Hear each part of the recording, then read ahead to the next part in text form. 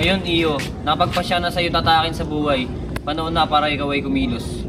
Opo ma, mas pinili ko po mag-aaral kaysa magtrabaho. Dahil pag nagtrabaho po ako, mananatili po ako sa mababang sahod. Pero pag nag-aaral po ako, may maganda pong oportunidad na nag-aantay sa akin. Oo, huwag kang tumulit sa amin na mas pinili magtrabaho na maaga. Mas maganda pa rin yung may pinag-aralan. O eto, pumasok ka na sa eskwelahan. Galingan mo ha. Pre, umatok na kayo sa school, pre. Oo pre, mas pinili ko mag-aaral kaysa magtrabaho. Mas mabuti yun. Tara, mayroon pa mga exam ngayon. Hirap na, no, pre? Lagi tayong pinapagalitan ni Mamolay. Oo nga, sa tayo na ito. Oo nga, ina. Oo nga, pre.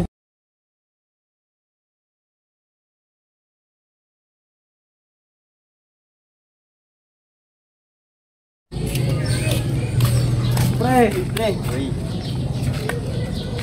Sa wakas, nakagraduate na tayo. Oo nga, sarami natin pinagdaanan.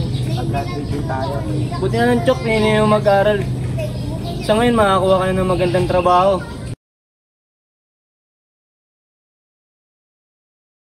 Pagtapos ka ba ng pag-aaral? Oo. Kung ganon, pumasok ka na bukas at mag-umpisa.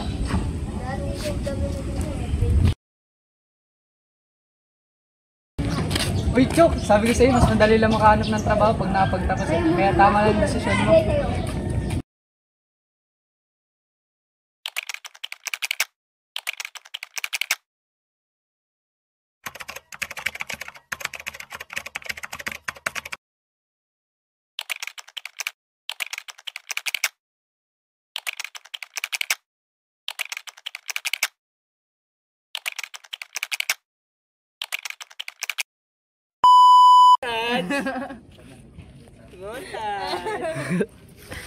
Tangin na, pre. Sakit ng mata ko. Uy, tangin na, biglang sumakit yung mata.